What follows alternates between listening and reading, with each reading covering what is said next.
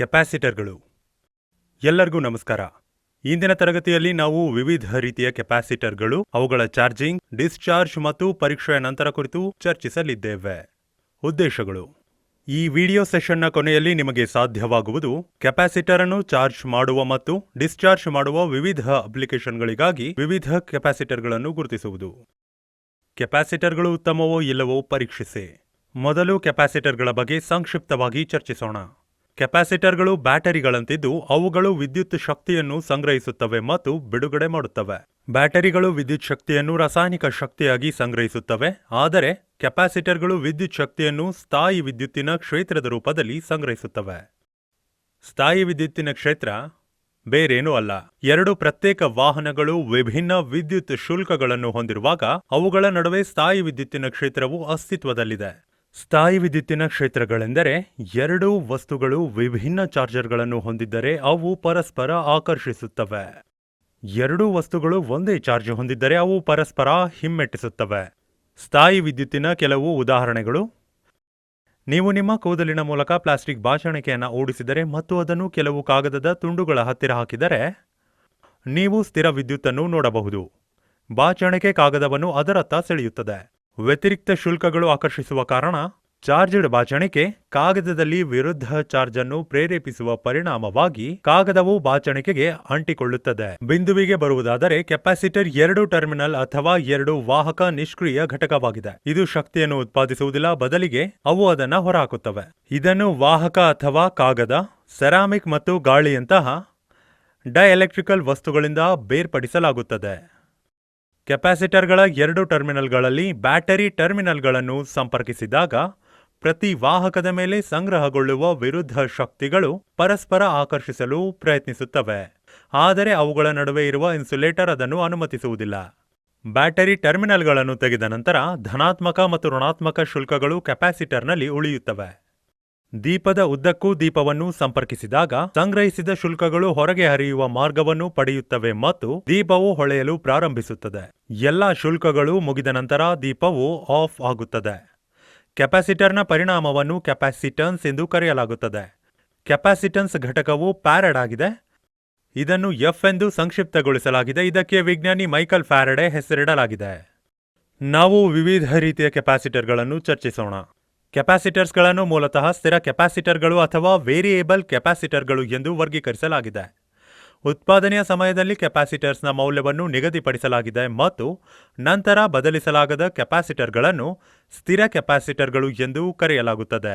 Variable capacitors ಎಂದರೆ ಅದರ ಧಾರಣ ಮೌಲ್ಯವನ್ನು ಭೌತಿಕವಾಗಿ ಅಥವಾ ವಿದ್ಯುನ್ಮಾನವಾಗಿ ಬದಲಾಯಿಸಬಹುದು. ಸ್ಥಾಯಿ ಅಥವಾ ಪ್ಲೇಟ್ ಸೆಟ್ಸ್ಗಳು ವೇರಿಯೇಬಲ್ ಕೆಪಾಸಿಟರ್ಗಳನ್ನು ರೂಪಿಸುತ್ತವೆ. ಚಲಿಸಬಲ್ಲ ಪ್ಲೇಟ್ಸ್ಗಳನ್ನು ಶಾಫ್ಟ್ಗೆ ಸಂಪರ್ಕಿಸಲಾಗಿದೆ ಮತ್ತು ಶಾಫ್ಟ್ಸ್ ಅನ್ನು ತಿರುಗಿಸುವ ಮೂಲಕ ಕೆಪಾಸಿಟರ್ಸ್ನ ಮೌಲ್ಯವನ್ನು ಬದಲಾಯಿಸಬಹುದು. ಸ್ಥಿರ ಕೆಪಾಸಿಟರ್ಗಳನ್ನು ಮತ್ತೆ ವಿಂಗಡಿಸಲಾಗಿದೆ. ಧ್ರುವೀಕೃತ, ಧ್ರುವೀಕರಿಸಲಾಗದ ಕೆಪಾಸಿಟರ್ಗಳು. ಧ್ರುವೀಕೃತ ಕೆಪಾಸಿಟರ್ಸ್ಗಳನ್ನು ಚರ್ಚಿಸೋಣ. ಧ್ರುವೀಕೃತ ಕೆಪಾಸಿಟರ್ಗಳು ಒಂದು ವಿಧದ ಕೆಪಾಸಿಟರ್. ಅದರ ಟರ್ಮಿನಲ್ಗಳು ಧ್ರುವೀಯತೆಯನ್ನು ಹೊಂದಿವೆ, ಧನಾತ್ಮಕ ಮತ್ತು ಋಣಾತ್ಮಕ. ಧನಾತ್ಮಕ ಟರ್ಮಿನಲ್ ಅನ್ನು ಪೂರೈಕೆಯ ಧನಾತ್ಮಕ ಭಾಗಕ್ಕೆ ಮತ್ತು ಋಣಾತ್ಮಕವಾಗಿ ಋಣಾತ್ಮಕವನ್ನು ಸಂಪರ್ಕಿಸಬೇಕು. ಧ್ರುವೀಯತೆಯನ್ನು ಹಿಮ್ಮೆಟ್ಟಿಸುವುದು ಕೆಪಾಸಿಟರ್ ಅನ್ನು ನಾಶಪಡಿಸುತ್ತದೆ. ಈ ರೀತಿಯ ಕೆಪಾಸಿಟರ್ಗಳನ್ನು ಡಿಸಿ ಅಪ್ಲಿಕೇಶನ್ಗಳಲ್ಲಿ ಮಾತ್ರ ಬಳಸಲಾಗುತ್ತದೆ. ಧನಾತ್ಮಕ ಮತ್ತು ಋಣಾತ್ಮಕ ಕೆಪಾಸಿಟರ್ ಟರ್ಮಿನಲ್ಗಳನ್ನು ಕ್ರಮವಾಗಿ ದೀರ್ಘ ಮತ್ತು ಸಣ್ಣ ಟರ್ಮಿನಲ್ಗಳಿಂದ ಗುರುತಿಸಲಾಗುತ್ತದೆ. ಎಲೆಕ್ಟ್ರೋಲೈಟ್ ಕೆಪಾಸಿಟರ್ಗಳು. ಎಲೆಕ್ಟ್ರೋಲೈಟಿಕ್ ಕೆಪಾಸಿಟರ್ಗಳನ್ನು ಡೈಎಲೆಕ್ಟ್ರಿಕ್ ಆಧಾರದ ಮೇಲೆ ಧ್ರುವೀಕರಿಸಲಾಗುತ್ತದೆ ಮತ್ತು ವರ್ಗೀಕರಿಸಲಾಗುತ್ತದೆ. ಅಲ್ಯೂಮಿನಿಯಂ ಎಲೆಕ್ಟ್ರೋಲೈಟಿಕ್ ಕೆಪಾಸಿಟರ್ಗಳು ಅಲ್ಯೂಮಿನಿಯಂ ಆಕ್ಸೈಡ್ ಅನ್ನು ಡೈಎಲೆಕ್ಟ್ರಿಕ್ ಆಗಿ ಬಳಸುತ್ತವೆ. ಟ್ಯಾಂಟಲಮ್ ಎಲೆಕ್ಟ್ರೋಲೈಟಿಕ್ ಕೆಪಾಸಿಟರ್ಗಳು ಟ್ಯಾಂಟಲಮ್ ಪೆಂಟಾಕ್ಸೈಡ್ ಅನ್ನು ಡ್ರೈ ಎಲೆಕ್ಟ್ರಿಕ್ ಆಗಿ ಬಳಸುತ್ತವೆ. ಎಲೆಕ್ಟ್ರೋಲೈಟಿಕ್ ಕೆಪಾಸಿಟರ್ಗಳನ್ನು ಆಡಿಯೋ ಆಂಪ್ಲಿಫೈಯರ್ಗಳಲ್ಲಿನ ಶಬ್ದವನ್ನು ಕಡಿಮೆ ಮಾಡಲು, ಇನ್ಪುಟ್ ಮತ್ತು ಔಟ್ಪುಟ್ ಸಿಗ್ನಲ್ಗಳನ್ನು ಸುಗಮಗೊಳಿಸಲು ಬಳಸಲಾಗುತ್ತದೆ. ಧ್ರುವೀಕರಿಸಲಾಗದ ಕೆಪಾಸಿಟರ್ಗಳು. ಧ್ರುವೀಯವಲ್ಲದ ಕೆಪಾಸಿಟರ್ಗಳು ಒಂದು ರೀತಿಯ ಕೆಪಾಸಿಟರ್ ಆಗಿದ್ದು ಅದು ಧ್ರುವೀಯತೆಯನ್ನು ಹೊಂದಿರುವುದಿಲ್ಲ ಮತ್ತು ಸರ್ಕ್ಯೂಟ್ನಲ್ಲಿ ಎರಡು ರೀತಿಯಲ್ಲಿ ಸಂಪರ್ಕಿಸಬಹುದು. ನಾನ್ ಪೋಲರೈಸ್ಡ್ ಅನ್ನು ಹೈ ಫ್ರೀಕ್ವೆನ್ಸಿ ಅಪ್ಲಿಕೇಶನ್ಗಳಲ್ಲಿ ಬಳಸಲಾಗುತ್ತದೆ. ಕಾಗದದ ಕೆಪಾಸಿಟರ್ಸ್. ಕಾಗದದ ಕೆಪಾಸಿಟರ್ಗಳಲ್ಲಿ ಕಾಗದವನ್ನು ಡೈ ಎಲೆಕ್ಟ್ರಿಕ್ ವಸ್ತುವಾಗಿ ಬಳಸಲಾಗುತ್ತದೆ. ಕಾಗದದ ಕೆಪಾಸಿಟರ್ ಒಂದು ಸ್ಥಿರ ಕೆಪಾಸಿಟರ್ ಆಗಿದ್ದು, ಇದರಲ್ಲಿ ಲೋಹದ ಹಾಳೆಯ, ಸಾಮಾನ್ಯವಾಗಿ ಅಲ್ಯೂಮಿನಿಯಂ, ಫ್ಲಾಟ್, ತೆಳುವಾದ ಪಟ್ಟಿಗಳನ್ನು ಡೈಎಲೆಕ್ಟ್ರಿಕ್ ವಸ್ತು ಕಾಗದದಿಂದ ಬೇರ್ಪಡಿಸಲಾಗುತ್ತದೆ. ಪೇಪರ್ ಕೆಪಾಸಿಟರ್ಗಳನ್ನು ಶಬ್ದ ಫಿಲ್ಟರಿಂಗ್ ಆಗಿ ಬಳಸಲಾಗುತ್ತದೆ. ಕಾರುಗಳಲ್ಲಿನ ಆಡಿಯೋ ಸಿಸ್ಟಮ್ಗಳಲ್ಲಿ ಬಳಸಲಾಗುತ್ತದೆ. ಮೈಕಾ ಕೆಪಾಸಿಟರ್ಸ್ ಚಿತ್ರ 18. ಮೈಕಾ ಕೆಪಾಸಿಟರ್ಗಳು ಲೋಹದ ಹಲವಾರು ಹಾಳೆಗಳನ್ನು ಒಳಗೊಂಡಿರುತ್ತವೆ. ಅಬ್ರಕದ ಒಂದೇ ಆಕಾರದ ಹಾಳೆಗಳಿಂದ ಬೇರ್ಪಡಿಸಲಾಗಿದೆ. ಇಲ್ಲಿ ಮೆಟಲ್ ಫಾಯಿಲ್ ಕೆಪಾಸಿಟರ್ ಪ್ಲೇಟ್ ಆಗಿದೆ ಮತ್ತು ಮೈಕಾ ಡೈ ಎಲೆಕ್ಟ್ರಿಕ್ ವಸ್ತುವಾಗಿದೆ. ಮೈಕಾ ಅತ್ಯುತ್ತಮ ಡೈ ಎಲೆಕ್ಟ್ರಿಕ್ ಆಗಿದೆ ಮತ್ತು ಹೆಚ್ಚಿನ ವೋಲ್ಟೇಜ್ ಅನ್ನು ತಡೆದುಕೊಳ್ಳಬಲ್ಲದು. ಮೈಕಾ ಕೆಪಾಸಿಟರ್ಗಳನ್ನು ಮುಖ್ಯವಾಗಿ ಸ್ಥಿರತೆಯನ್ನು ಕಾಪಾಡಿಕೊಳ್ಳಲು ಬಳಸಲಾಗುತ್ತದೆ. ಸಿರಾಮಿಕ್ ಕೆಪಾಸಿಟರ್ಗಳು ಸಿರಾಮಿಕ್ ಕೆಪಾಸಿಟರ್ಗಳು ಧ್ರುವೀಕರಿಸಲಾಗದ ಕೆಪಾಸಿಟರ್ಗಳಾಗಿವೆ. ಆದರೆ ಸೆರಾಮಿಕ್ ವಸ್ತುಗಳನ್ನು ತಾಪಮಾನವನ್ನು ತಡೆದುಕೊಳ್ಳಲು ಡೈಎಲೆಕ್ಟ್ರಿಕ್ ಮಾಧ್ಯಮವಾಗಿ ಬಳಸಲಾಗುತ್ತದೆ. ಮುದ್ರಿತ ಸರ್ಕ್ಯೂಟ್ ಬೋರ್ಡ್ನಲ್ಲಿ ರೇಡಿಯೋ ಆವರ್ತನ ಶಬ್ದವನ್ನು ಕಡಿಮೆ ಮಾಡಲು ಸಿಗ್ನಲ್ ಟ್ರಾನ್ಸ್ಮಿಟರ್ಗಳಲ್ಲಿ ಸೆರಾಮಿಕ್ ಕೆಪಾಸಿಟರ್ಸ್ಗಳನ್ನು ಬಳಸಲಾಗುತ್ತದೆ. ಫಿಲಂ ಕೆಪಾಸಿಟರ್ಗಳು ಇನ್ಸುಲೇಟಿಂಗ್ ತೆಳ್ಳಗಿನ ಪ್ಲಾಸ್ಟಿಕ್ ಫಿಲಂ ಅನ್ನು ಡೈಎಲೆಕ್ಟ್ರಿಕ್ ಆಗಿ ಬಳಸುತ್ತವೆ ಮತ್ತು ಒಂದು ಬದಿಯಲ್ಲಿ ಮೆಟಲೈಸ್ ಮಾಡಬಹುದು ಅಥವಾ ಇಲ್ಲದಿರಬಹುದು.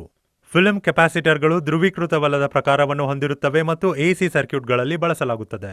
ಫಿಲ್ಮ್ ಕೆಪಾಸಿಟರ್ಗಳನ್ನು ಅವುಗಳ ನಮ್ಯತೆ ಮತ್ತು ಅಗ್ಗದ ವೆಚ್ಚದ ಕಾರಣದಿಂದಾಗಿ ವ್ಯಾಪಕವಾಗಿ ಬಳಸಲಾಗುತ್ತದೆ. ಫಿಲ್ಮ್ ಕೆಪಾಸಿಟರ್ಗಳನ್ನು ಮುಖ್ಯವಾಗಿ ವೈದ್ಯಕೀಯ ಉಪಕರಣಗಳು, ಅಧಿಕ ಆವರ್ತನ ಅನ್ವಯಗಳು ಮತ್ತು ಅನಲಾಗ್ ಟು ಡಿಜಿಟಲ್ ಪರಿವರ್ತಿಸುವ ಸರ್ಕ್ಯೂಟ್ಗಳಲ್ಲಿ ಬಳಸಲಾಗುತ್ತದೆ. ನಾವು ಕೆಪಾಸಿಟರ್ ಅನ್ನು ಚಾರ್ಜ್ ಮಾಡೋಣ. ಚಾರ್ಜ್ ಮಾಡಲು ಮತ್ತು ಡಿಸ್ಚಾರ್ಜ್ ಮಾಡಲು ಪರೀಕ್ಷಿಸಬೇಕಾದ ಕೆಪಾಸಿಟರ್ ಅನ್ನು ಆರಿಸಿ.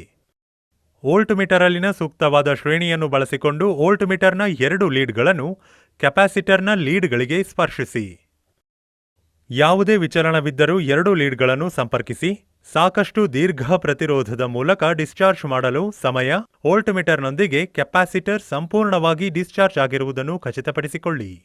ವೋಲ್ಟೇಜ್ ಮೂಲಕ್ಕೆ ಚಾರ್ಜ್ ಮಾಡಬೇಕಾದ ಕೆಪಾಸಿಟರ್ ಅನ್ನು ರೆಸಿಸ್ಟರ್, ಆಮ್ಮೀಟರ್ ಮತ್ತು ಸ್ವಿಚ್ ಎಲ್ಲಾ ಸರಣಿಯಲ್ಲಿ ಸಂಪರ್ಕಿಸಿ.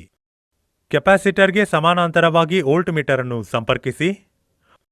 ಎಲೆಕ್ಟ್ರೋಲೈಟಿಕ್ ಕೆಪಾಸಿಟರ್ನ ಸಂದರ್ಭದಲ್ಲಿ ಸರಿಯಾದ ಧ್ರುವೀಯತೆಗಳೊಂದಿಗೆ ಸೂಕ್ತವಾದ ಉಪಕರಣವನ್ನು ಬಳಸಿ. ಸ್ವಿಚಸ್ ಅನ್ನು ಮುಚ್ಚಿ ಮತ್ತು ವೋಲ್ಟ್ ಮೀಟರ್ ಮತ್ತು ಆಮ್ಮೀಟರ್ ರೀಡಿಂಗ್ಸ್ಗಳನ್ನು ಗಮನಿಸಿ.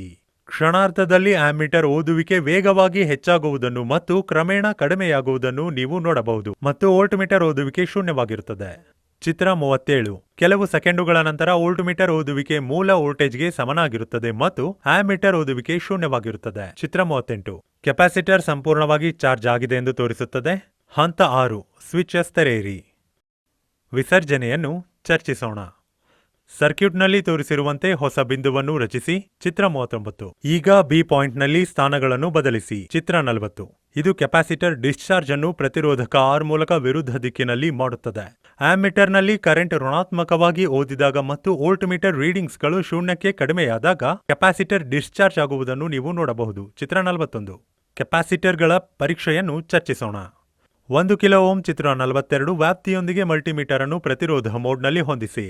ಎಲೆಕ್ಟ್ರಿಕ್ ಬೋರ್ಡ್ನಿಂದ ಪರೀಕ್ಷಿಸಬೇಕಾದ ಕೆಪಾಸಿಟರ್ ಅನ್ನು ತೆಗೆದುಹಾಕಿ. ಚಿತ್ರ 43. ರೆಸಿಸ್ಟರ್ನಾದ್ಯಂತ ಸಂಪರ್ಕಿಸುವ ಮೂಲಕ ಕೆಪಾಸಿಟರ್ ಅನ್ನು ಸಂಪೂರ್ಣವಾಗಿ ಡಿಸ್ಚಾರ್ಜ್ ಮಾಡಿ. ಚಿತ್ರ 44. ಮಲ್ಟಿಮೀಟರ್ ಪ್ರೋಬ್ಗಳ ಲೀಡ್ಗಳನ್ನು ಕೆಪಾಸಿಟರ್ನ ಧನಾತ್ಮಕ ಮತ್ತು ಋಣಾತ್ಮಕ ಟರ್ಮಿನಲ್ಗಳಿಗೆ ಸಂಪರ್ಕಿಸಿ. ಚಿತ್ರ 45. ಡಿಜಿಟಲ್ ಮಲ್ಟಿಮೀಟರ್ನ ಸಂದರ್ಭದಲ್ಲಿ ಪ್ರದರ್ಶಿತ ಪ್ರತಿರೋಧ ಮೌಲ್ಯಗಳು ಅತ್ಯಂತ ಕಡಿಮೆ ಮೌಲ್ಯದಿಂದ ಏರಿದರೆ ಮತ್ತು ಅನಂತತೆಯ ಕಡೆಗೆ ಪ್ರಗತಿಯಾದರೆ ಕೆಪಾಸಿಟರ್ನ ಚಾಲೆಂಜಿಂಗ್ ಕ್ರಿಯೆಯನ್ನು ತೋರಿಸುತ್ತದೆ. ಕೆಪಾಸಿಟರ್ ಉತ್ತಮವಾಗಿ ಕಾರ್ಯನಿರ್ವಹಿಸುತ್ತದೆ ಎಂದು ಖಚಿತಪಡಿಸುತ್ತದೆ. ಚಿತ್ರ 46. ಪ್ರದರ್ಶಿತ ಮೌಲ್ಯವು ತುಂಬಾ ಕಡಿಮೆ ಇದ್ದರೆ ಕೆಪಾಸಿಟರ್ ಚಿಕ್ಕದಾಗಿದೆ ಮತ್ತು ಸ್ಥಿರವಾದ ಹೆಚ್ಚಿನ ಮೌಲ್ಯವು ಕೆಪಾಸಿಟರ್ ತೆರೆದಿರುವುದನ್ನು ಸೂಚಿಸುತ್ತದೆ. ಇದನ್ನು 2 ಸಂದರ್ಭಗಳಲ್ಲಿ ಬದಲಾಯಿಸಬೇಕು.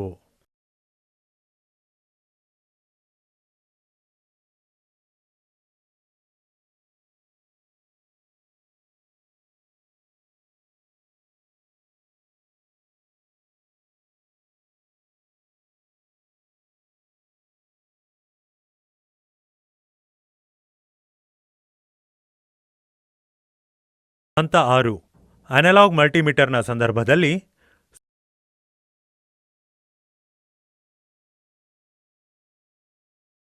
ಸೂಜಿಯು ಅತ್ಯಂತ ಕಡಿಮೆ ಮೌಲ್ಯದಲ್ಲಿ ಸೂಚಿಸಿದರೆ ಮತ್ತು ಹೆಚ್ಚಿನ ಮೌಲ್ಯದ ಕಡೆಗೆ ಚಲಿಸಿದರೆ ಕೆಪಾಸಿಟರ್ ಚಾರ್ಜಿಂಗ್ನ ಕ್ರಿಯೆಯನ್ನು ಆರಂಭಿಸುವುದು ಒಳ್ಳೆಯದು. ಸೂಜಿಯು ಅತ್ಯಂತ ಕಡಿಮೆ ಮೌಲ್ಯದಲ್ಲಿ ಸೂಚಿಸಿದರೆ ಕೆಪಾಸಿಟರ್ನಲ್ಲಿ ಚಿಕ್ಕದಾಗಿರಬಹುದು ಮತ್ತು ಅದು ಹೆಚ್ಚಿನ ಮೌಲ್ಯದಲ್ಲಿ ಸೂಚಿಸಿದರೆ ಕೆಪಾಸಿಟರ್ ತೆರೆದಿರಬಹುದು. ಎರಡೂ ಸಂದರ್ಭಗಳಲ್ಲಿ ಕೆಪಾಸಿಟರ್ ದೋಷಯುಕ್ತವಾಗಿದೆ ಮತ್ತು ಅದನ್ನು ಬದಲಾಯಿಸಬೇಕಾಗಿದೆ. ಈ ವಿಡಿಯೋ ನೋಡಿದ ನಂತರ ನೀವು ವಿವಿಧ ರೀತಿಯ ಕೆಪಾಸಿಟರ್ಗಳನ್ನು ಗುರುತಿಸಲು ಮತ್ತು ಅವುಗಳ ಮೇಲೆ ಚಾರ್ಜಿಂಗ್, ಡಿಸ್ಚಾರ್ಜಿಂಗ್ ಮತ್ತು ಪರೀಕ್ಷೆಯನ್ನು ನಿರ್ವಹಿಸಲು ಸಾಧ್ಯವಾಗುತ್ತದೆ ಎಂದು ಭಾವಿಸುತ್ತೇನೆ. ವೀಕ್ಷಿಸಿದ್ದಕ್ಕೆ ಧನ್ಯವಾದಗಳು. ಶುಭ ದಿನ.